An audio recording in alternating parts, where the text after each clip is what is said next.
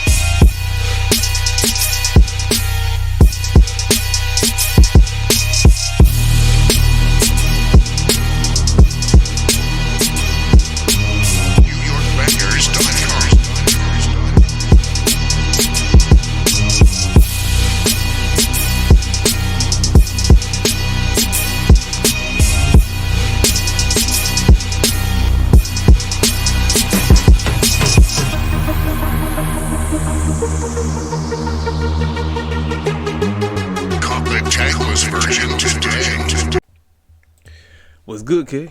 Casey for L King Self for Life Wrestling Takes, fam. This your boy Casey for L King Self for Life. Yeah, I told you I probably was going to end up reviewing the show, and I seen the show yesterday. I watched it live. I didn't do a review last night because it was extremely late, and I had to get up for work. But I said, you know what? I'm gonna come on here. I'm gonna give you my honest take about RAWisXXX. Let me tell y'all something. Let's first start off with the results of the ratings. Man, Raw has been struggling. They've been struggling big time. And it's because you put out a hot garbage promotion. You put out a hot garbage television show. Ain't nobody watching. The fact that Raw turned 30 years. This is everybody in the mama who said, you know what? I ain't watched Raw in years. I don't really keep up with it. I probably watch SmackDown more than I do Raw. I'm going to watch. And there was so many other people just like me that contribute to the big number that they got. They finished with 2.344,000, if I'm not mistaken, and the demo was in the 0.80, if I'm not mistaken, which is extremely great. That is excellent. I can't hate on that. That's Raw to the best. I mean, listen, kudos to them. Kudos. I mean, it's just unfortunate they took the old school clowns coming back to do it. But the very first segment, which is I can't wait to talk about. I cannot wait to talk about the very first segment. Roman Reigns, the Bloodline, Sami, Paul Heyman segment. My goodness. The Usos, Solo, Sikoa. That segment did 2.6. Almost 2.7, ladies and gentlemen. Listen, I say this all the time. Storylines is what carries wrestling. You can't just give me a banger of a match and think that's what's going to do it. It's always going to come back to the story. Why are you wrestling? What the heck are you trying to tell me? That's what it all comes down to now. Raw turned 30 years old, ladies and gentlemen. Before the show started, they gave us a 4 to 5 minute video package of some of the greatest things that took place on Monday Night Raw.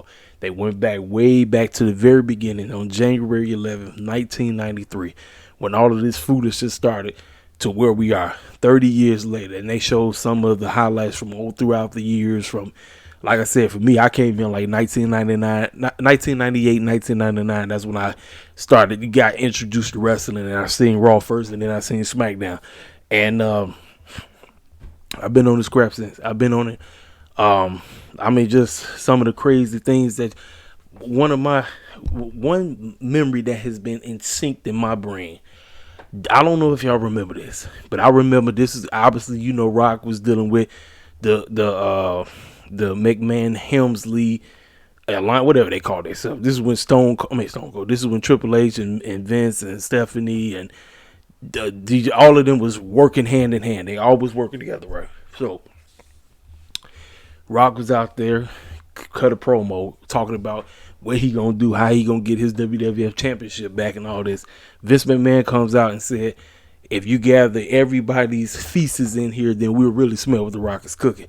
So we told him, listen, tonight in the main event, you're going to go and be in a handicap match. It's going to be a steel cage handicap match between you and Triple H and a partner of his choosing. And whoever he chooses, the only way you can get a shot for the WWF championship, you must beat the both of them. Rock didn't care. He said, okay, bring me on. I remember when we got to that main event, I remember The Rock got annihilated, and it just happened to be Boss Man. Triple H and Boss Man murdered The Rock, and I felt some kind of way, ladies and gentlemen. I felt some kind of way. I don't know if y'all remember that, but Rock got annihilated, got tore up. So a lot of people were expecting him to be on the show. A lot of people were expecting Stone Cold to be on the show. Neither one of them clowns showed up. And then earlier yesterday, rumors came out that because Rock may not show up, we're going to do Roman versus Austin. I said no, because that story makes absolutely no sense. The only reason we doing Rock versus Roman is because of the whole tribal chief situation.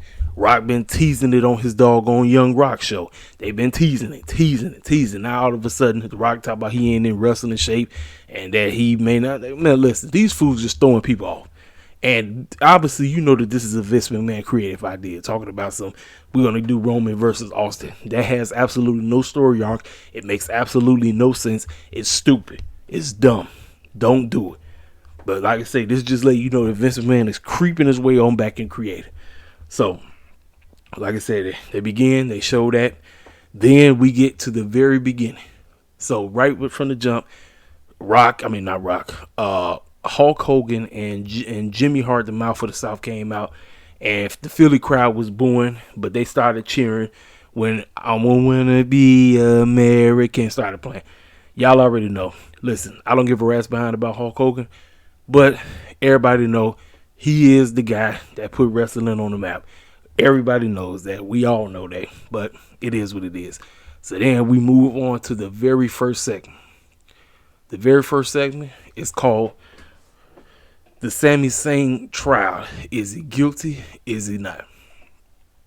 Listen, ladies and gentlemen, when I tell you I was on the edge of my seat listening to every word of this, I was hooked from start to finish because I was watching to see what was going to transpire.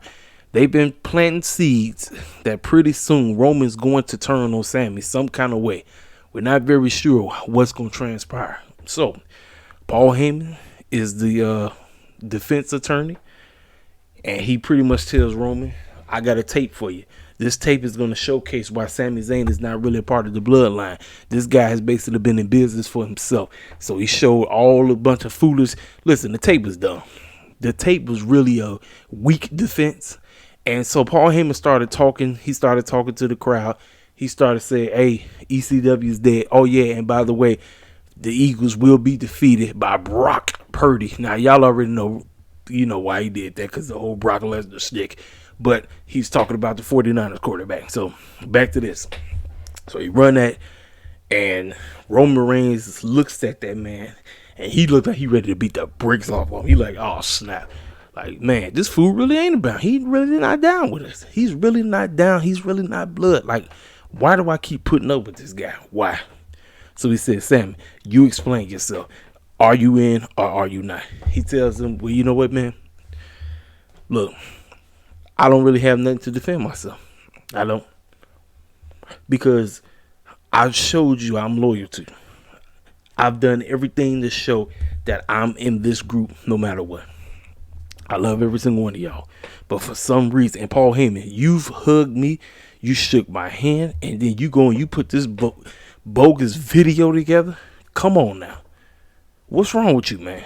So,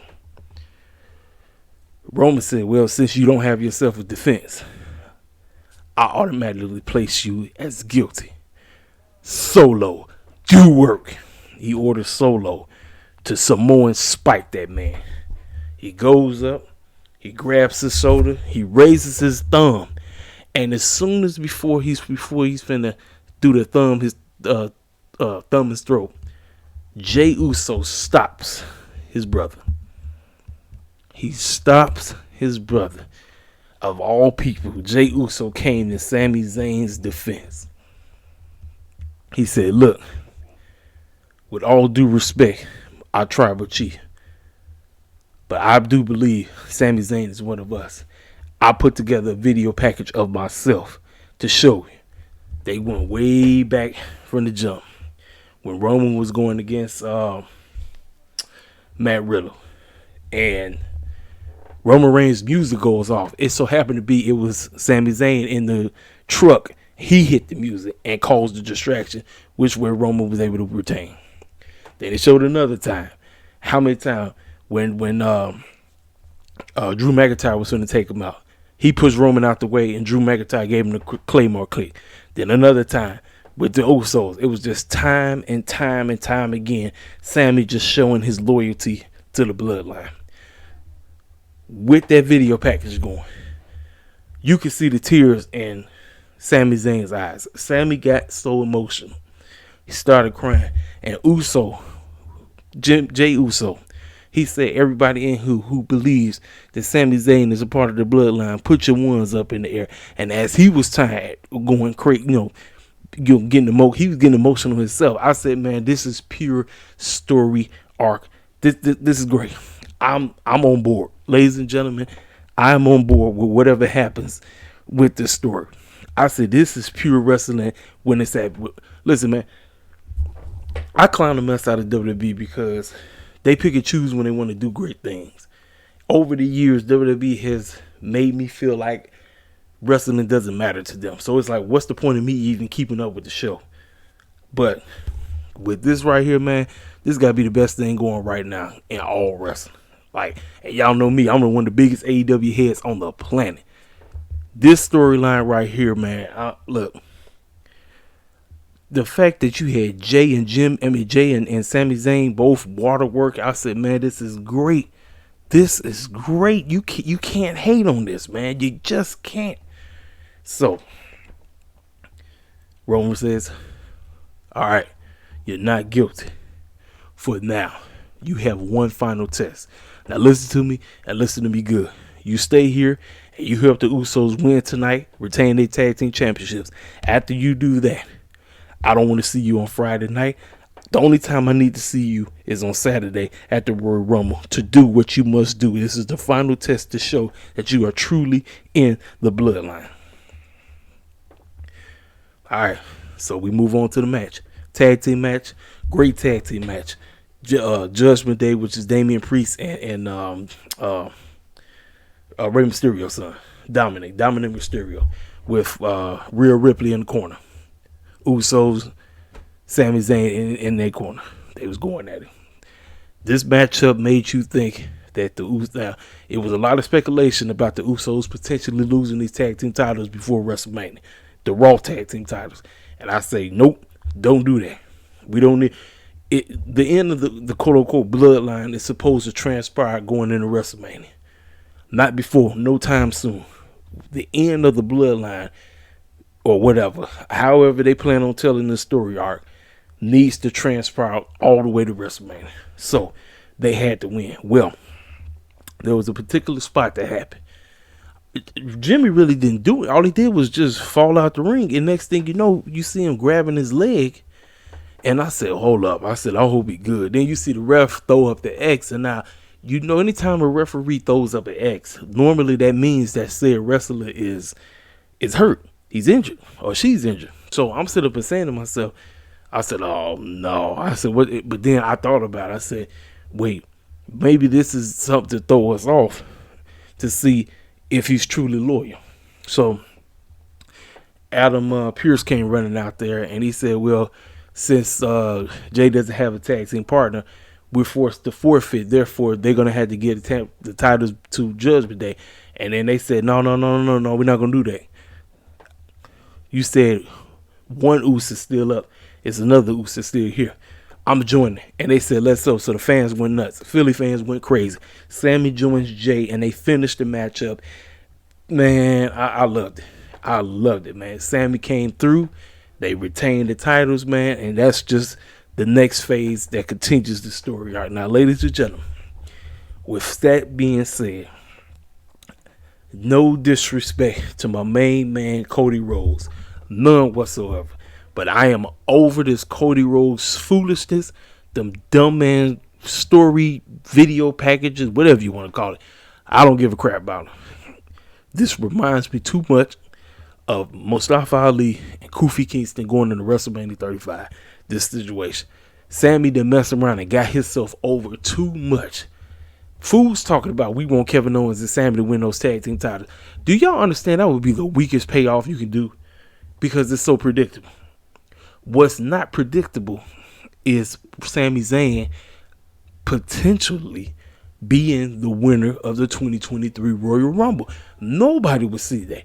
The only people that would see that would be cats like my main man Melvin, myself, and anybody that just automatically said, you know what, Sammy is so freaking over. You strike while the iron is hot. Now I heard that they're going to Montreal for Elimination Chamber.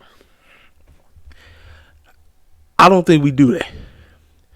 I do not think we do Sammy and Reigns in the Elimination Chamber. I don't want to see that. I will wait until WrestleMania because the year-long storyline about him joining the Bloodline to now Sammy going up for the Universal Championship, because we know The Rock is going up for the WWE Championship. We already know that. Cody, I'm sorry. Cody's story can wait. I know fools gonna tell me I'm wrong. I'm telling you right now. Cody got injured. He got injured. Sammy came in, he stepped up, and he got himself over with the Bloodline. When he first joined, I was like, what the clown is Sammy clown behind doing hanging out with Roman? He just gonna bring the story down. No, he elevated them to even higher level. The fact you got Jey Uso, listen, ever since Jey didn't join and Jimmy didn't join, it's just like Jey done stepped his game up when it's concerning acting and wrestling and trying to tell a story and get certain storylines over. Jey then stepped his game up, and Sammy just added an extra element to it. These cats get it. They get it, man. The best story you can tell is Sami Zayn after all of this, whatever transpires at the Royal Rumble, because we know Kevin Owens ain't winning. So whatever transpires at the Royal Rumble must bleed into the Elimination Chamber and then bleed into WrestleMania. And the only way we can come to a great finish is Sami Zayn by beating everybody and winning the men's 2023 Royal Rumble. I'm telling you, I don't want nobody else winning. I don't want Seth winning. I don't want Cody winning. They ain't sure don't want The Rock winning. I don't want Austin winning. It's only one man, and that man is Sami Zayn. I don't know what y'all feel about that, but I'm just telling you how I feel. I'm telling you that it's the best story you can tell because it makes the most sense. You know what I'm saying? So, talked about that. Talked about the match. All of that. So, we got in the backstage. We got JBL and Corbin. And they walking, next thing you know, they walk in the Godfather. And he is holeless, if you know what I mean. The Godfather from back in the day, he used to have the hole train and all that stuff. This is a PG show now, so he can't have the holes anymore. Well, he says, hey, man, good to see you, man. But he said, but who's this jabroni that you got? He said, I ain't a jabroni, man. He said, look here, we trying to play some poker. You want to come on in? He said, let me introduce you to the host. So knock on the door and it says APA, so you know who coming out. Ron Simmons comes out. He said, hey, what's up, man? Hey, they hug him, all this stuff. He said, hey, man, good to see you, man. He said, he said the same exact thing. Who's a jabroni right here? He said, man, come on, man. I'm not a jabroni, man. He said, all right, look, he's not a jabroni. He just want to play poker, too. He said, you want to play poker? He said, hey, I got 2 stacks of money. He said, all right, come on in. So they go in, and next thing you know, you see all the old school clowns up in there from back in the day and the people who's on the show that you really didn't have nothing to be booked for. So after that segment, we get LA Knight. I said, oh, LA Knight then pulled up. Uh-oh. That tells me all I need to know. Bray Wyatt is around the corner. LA Knight come up. He started talking bull jive. He started going in on all the legends in the back. He said Bray Wyatt still trying to live an old gimmick that's never going to get over. So he said, anyway, since we are representing Raw, it's 30 years, I want to know which one of these legends want to come out here and think they can go toe-to-toe with me. Come on. So he waited about 3 minutes, 4 minutes. Nobody showed up. He said, see, that's what I told you. None of y'all can hang with me. Next thing you know, you hear the gong. I said, uh-oh, Taker's here. Taker comes on out, but he doesn't come out as the dead man. He comes out as the dead man walking, a.k.a. Bad Butt. Y'all know what I'm talking about. So as he's coming out, he's trying to get the motorcycle out, so it took him a little time to get it out, but he officially came out and the crowd went nuts. They went crazy for it. So LA and I started getting a little scared and everything. So as he get up to the ring, he started trying to calm him down, and then as he gets in the ring, he said, hey man, I got a new thing for you. How about I help you go to the Undertaker? LA Knight helps the Undertaker go to the Undertaker. You know, I know what he was trying to do, but it is what it is. So as he's talking, he backs up out the ring and he's walking up. Then you hear Bray Wyatt's theme song. So obviously Bray Wyatt comes. And as he comes right up behind him. So then he runs back to the Undertaker. So as he backs up to the Undertaker, Undertaker gets him, he chokes him, and as he holds on to him until Bray gets in the ring. And he pretty much chokes him, gives him over to Bray. Bray does the doggone Sister Abigail. And then after he does the Sister Abigail, Undertaker looks at Bray. He looks at him and says, uh-oh, well, we're trying to, rekindle old beefs. Because y'all remember them going into WrestleMania 31. Y'all remember this was right after the previous year that the streak came to a close. He looks at him. He looks back at him. And he whispers something in his ear. And a lot of people believe this was the quote-unquote passing of the torch of the Man of Fear. You remember how Taker for decades terrorized the wrestling locker room. Well, now it's Bray Wyatt's turn to do so. So kudos to them. This was a good segment, very good segment. I liked it. I'm cool with it. I ain't got a problem with it. Keep it going. So we go back to the poker room, and these are the following clowns that you see. You see Chad Gable, Otis. You see DDP, you see Elijah Blaze, Baron Corbin, and you see all the other clowns in the back. And as they playing poker, obviously the game is rigged. Talk about somebody didn't got this. Now, I don't play poker, so some of the lingo that they were saying, I didn't really quite understand it. But obviously the game was rigged. You know what I'm saying? But it is what it is. So we get to from there. So hour one flies by, and I say, fantastic hour one. I say I have not said that in so long when it comes to concerning Monday Night Raw. It's been a long time since I said I enjoyed an hour of Raw. And to this day, I still think Raw would be so much better being 2 hours and 10 minutes instead of the 3 hours. It would be so much better, so much better. So we get to the women's match, right? Steel cage match. So everybody talking, oh, this is going to be great. Now, it was advertised that Lita was supposed to be there, but Lita was nowhere in sight.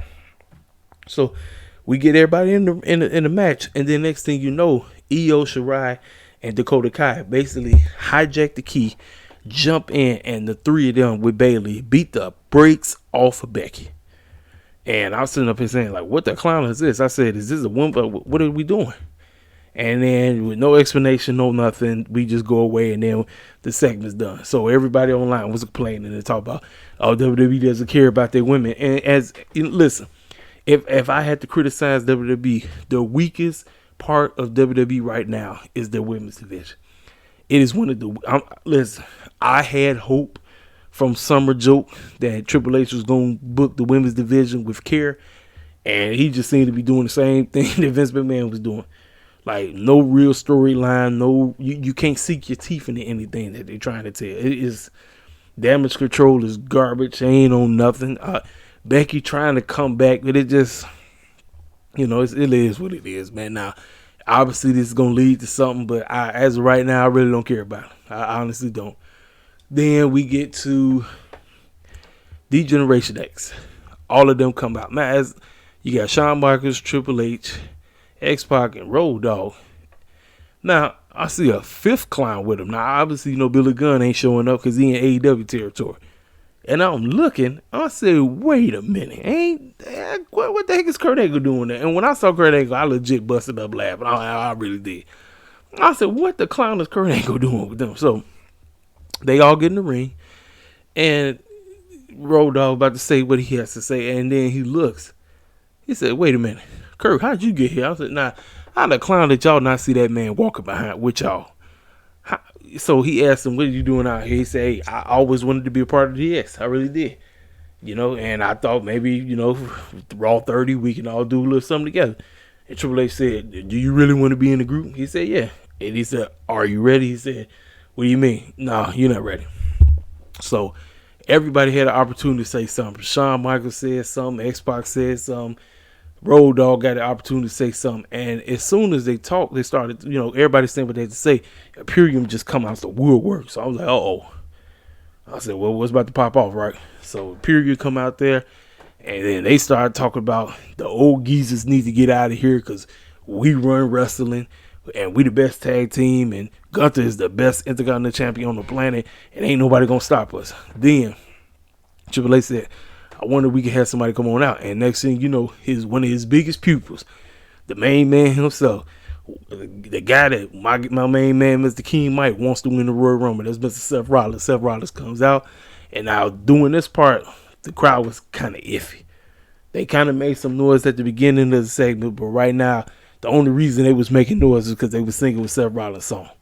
So Seth comes down, and then Road Dogg says, well, it was a Shawn Michaels. It was one of them. They said, well, Seth, you by yourself. Imperium is 3, and you by yourself. If only we can have 2 more clowns come join you. Sure enough, the Street Profits come out there looking like they dressed like they about to go play for the Philadelphia 76ers. They come out there, start buck dancing and shucking and jiving. Yes, I said it. They came out there skinning and grinning. Came out there, and now Triple H said, well, if only we can have somebody make sense of this. Now, apparently, the crowd started booing. Now, I'm not sure if they actually legit thought Vince McMahon was pulling up or whatever, but it is what it is. Teddy Long, old behind, came out there. I said, uh-oh. Holla at your player. Mr. Player himself from Himalayas came out there talking about something. All right, well, since I've been brought in to do one job, we're going to have ourselves a 6-man tag team match. We're going to have Imperium taking on Seth Rollins and the Street Profits. And then they was like, well, we need somebody to be the referee. So as they started discussing, Kurt Angle was like, hey guys, I got something. He said, no, not right now, man. I got something. He said, all right, man, what is it? Since you guys need a referee, how about I be the referee? And then he takes off his shirt, and his referee outfit is looking at is red, white, and blue stripes. Kind of like I said, he looked like he played for the 76ers as well. So Kurt Angle is your special guest referee. This is an okay 6-man tag team match. I've seen better, but they did the job. They did what they had to do. As long as Gunther don't get pinned, it really don't matter if he wins or loses, as long as he don't get pinned. That's all. So Street Profits, Seth Rollins, and them get the victory. Decent tag team match, pretty straight. I didn't have a problem with it. So let's see. Yep, talked about that. Now we go back to the back. Now everybody's still playing poker, right? And looks like Baron Corbin's going to win. And then Ted DiBiase pulls up. And then Irwin RRS, a.k.a. Bray Wyatt's dad, pulls up. He said, but, you got to pay your taxes. So all the money that man had won playing poker, $1 Million Man Ted DiBiase and RS basically just steal the money. They just basically ran off with the money. So You obviously know Ron Simmons looked around. He walked up and he said his famous line, the D word. Yeah, I'm not gonna say it, but that's what he said. So then we can go to commercial. Now we going to the main event. So, well, not yet. We interviewed Bobby Lashley, and Bobby Lashley talking about what he gonna do to Austin Theory, and then that's when MVP come up to him again. He said, "Listen, man, look, I understand what happened in the past. Let bygones be bygones. But bro, you already know. If you need anything, I got you." And he told him, he said, "Yeah, man, with all due respect, I love you, man. Yeah, we let bygones be bygones. But I need to do this by myself. I don't need y'all. I'm good." He said, "All right, handle your business." So then we got another trash segment. This probably was like this might have been outside of the women's steel cage match. This might have been one of the worst segments on the whole show.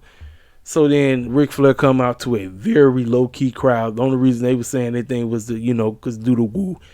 This clown comes out here trying his best to get his daughter over. I'm like, didn't give a rat's behind about it at all. So then Charlotte comes out there. Charlotte started running her mouth, talk about why she the best and this and that. And then Bianca comes out there, and I'm going to be 1,000%.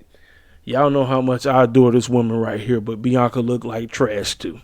She sounded like trash, just like Charlotte sounded like trash. And then Sonya Deville came out there, and I said, what the clown are we trying to do? This segment didn't even need to be on TV. It just didn't. First of all, Charlotte don't even go there no more, as Bianca says. And Bianca over here telling me how everybody tunes in to Raw to see her. Well, we already know that's a lie for the pit of hell. The only people that tune in to see her is obviously the cats that look like me and the women that look up to her. That's about it. Don't nobody else care nothing about Bianca. Y'all, let's keep it a bit. And that's basically because of how they presented her. Ladies and gentlemen, how many times do I have to tell y'all, when it comes to the booking of black wrestling talent, you have to present us with care. If our presentation is off, ain't nobody gonna give a rat's behind about it. We can hold the championship all you want, but it's not gonna mean nothing if what we're doing is trash. And as of late, everything Bianca's been doing has been garbage. And that ain't her fault. That's the booking. That's Triple H and them. They don't care. Ladies and gentlemen, they don't give a care about the women's division. I'm just trying to tell you right now. So Charlotte started talking about her, and then Sonya Deville cut in. She talked about her. She said, first of all, everybody in the mama know that the only reason you out here is because of your dad desperately trying to get you over. And then Bianca, let's keep it real. Don't nobody tune in the Raw to see you. So let's go ahead and say this. Since we want to run back old beef, how about I wrestle you tonight for that Raw Women's Championship? And Bianca said, sure. So they got in the ring. They tussled it up for the 18th million time. How many times we going to see this match? Didn't care nothing about it, but that Bianca wasn't losing. Bianca wins, and so after she won, that's when Alexa Bliss popped up on the screen. And as soon as she popped up on the screen, she told her, listen, I don't need Uncle Howie or Bray Wyatt to help me get that the Raw WWE Women's Championship. Look, was the promo straight? Yeah, but I honestly, I don't give a care about Alexa Bliss. So I don't give a rat's behind about this match. But here's the deal. If the reason for Sonya Deville and Charlotte being on the show was a tease to let us know that there's a possibility we could get Bianca versus Charlotte if we're not doing Rhea and Bianca, then it wouldn't shock me at all if Alexa Bliss did beat Bianca at the Royal Rumble. It wouldn't shock me, because I'm trying to think, is any title changing hands at the Royal Rumble? Not right now, because Roman ain't losing, and Charlotte's not losing. So do we go ahead and take this title off of Bianca this early, and we don't do Rhea and Bianca, and we just gonna do Bianca and Charlotte? At this point, I don't know. I have absolutely no idea, because WWE continues to tell me that they don't care nothing about their women's division. So it's like, what's the point of me even putting effort in trying to be invested in what they're trying to tell me? Charlotte is terrible. Like I said, Bianca's title reign was fine at the beginning, but I already knew it wasn't going nowhere. I told everybody, I said, it's not going anywhere, because they don't care. They just don't care. And it's sad, man. It's very sad, but And two, there's a lot of speculation that Naomi might be pulling back out. Lord knows I don't want her to pull back up, because even if she pulls back up, you know dang well they're not gonna do her right. Y'all know they not. Let's keep it a buck. They are not gonna do her right, man. Like I said, she can pull up all she want, but they're not gonna do her right. They're not. So that's that segment. So we get a commercial. Fruity Pebbles is on the cover of 2K23. Great for him.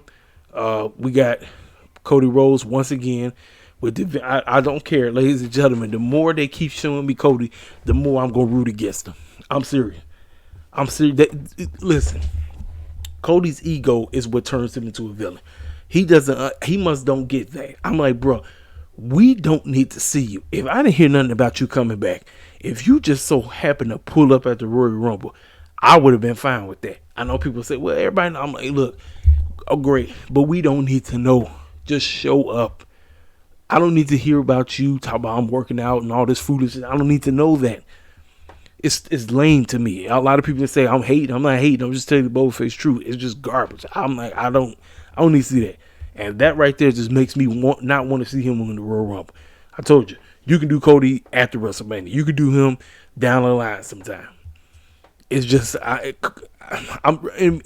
pretty sure the match between Roman and Cody probably might be off the chain, but I'm not gonna care nothing about it. I'm just not. I'm sorry. I really ain't. It's gonna be pointless if you ask me, but it is what it is. So the Miz is in the ring. He says he's mad that he didn't get a Miz TV situation celebrating, him and his wife and why he really is Raw 30, best moment ever, and all of this. And so as he's running off at the mouth, Kevin Owens comes out the Woodworker Sunday, man. He just beat the brakes off him. And then he does it again. He says he can't wait to get this. He said, look, I don't care nothing about what the Miz talk about, but I can tell you right now, even if it kills me, I'm going to do whatever I can to beat Roman Reigns at the Royal Rumble and take back the WWE/Universal Championship. It doesn't matter what. Right to the point. And then he stutters the man again. So we get the main event. Austin Theory versus Bobby Lashley. How many times are we going to see this match? How many times? The first time, decent. The second time, third time, fourth. It's like they're doing the same match over and over and over and over and over. It's like, and we knew Bobby wasn't winning, and so there was a lot of speculation about Brock Lesnar pulling up. So and the match was like 1, 2, 3 because they was too busy in picture by picture. Hey, look, watch it TK, watching AEW because that's all AEW knows, picture by picture. So Triple H was like, hey, let's do picture by picture because ain't nobody gonna care about this match because everything happened while everything was in picture by picture. So we come back, and as Bobby's basically about to do the hurt lock on Austin Theory, you hear, I was like, oh, here come this clown back. This clown cowboy Bobby Brock Lesnar, whatever you want to call him. His behind came out there, basically F5 that man through the doggone table. Then he picked up Austin Theory and F5 them on top of Bobby Lashley. 1, 2, 3 match over. Corey Graves couldn't even finish his segment. That's how fast they was. So the reason why certain things happened the way they did on the show tonight is because the Tribal Chief situation with Sammy storyline took overtime. It went over the amount of time that they had. So that's why the girls got screwed over, and then this main event got screwed over. So outside of this trash that I told you about that happened on the show, this was by far one of WWE's best episodes of Raw I've seen in a long time. But still, 3 hours is still too long for me. It's still too long. I don't care nothing about 3 hours. You go back to the 2 hours and 15 minutes, you might have me. You might have me back as a regular. But I watched it because we were celebrating 30 years of this clown foolishness, watching all this clown crap that didn't happen. I mean, you just go back through memory lane. And then throughout the show, they were showing different segments and different pictures throughout the years. And they would play the different theme songs. For me, my favorite theme song is the Ruthless Aggression Raw. I get the charge of my general. Listen, that theme song and look, I'm an attitude guy, but the Ruthless Aggression theme song to me is the best Monday Night Raw theme song they ever had. All the other ones, like I said, the one from the Attitude Era and the original one, and all the other one, the one that was like 2006 to 2012, it was okay. It was all right, but like I said, for me, the one that will always be the one that I watch while watching WWE Monday Night Raw is the one I just got through from seeing. So that's my honest take on Monday Night Raw is 30. It is what it is, ladies and gentlemen. I will be back tomorrow. Yes. Oh, and by the way, ladies and gentlemen, if you are not following my guys Cleve and my guy Joe, it's at Cleve and me and my man Cleveland. I will be back on a podcast tomorrow. We're going to talk about our predictions for the Royal Rumble. So when the podcast drops, you can just tweet them and look for them, and they'll post the link of where the podcast is going to be. I might try to see if I can record, my time on there, and then I can upload it to YouTube. I could try, because I tried it before, but I just messed up the whole situation. But I'm actually looking forward to hooking up with them. I haven't been on a podcast, since last year sometime. So we're gonna chop it up, and we more than likely we're gonna talk about WWE, but we will talk about AEW on there as well. Hey, it is what it is. Hit the comment section up. Y'all tell me some of your favorite moments from Monday Night Raw throughout the years. And it is what it is. I'll talk to y'all cats later. Hit the like button. Subscribe if you're new to the channel. Like I said, do what you got to do. I'll let you cats later. I'll let your boy.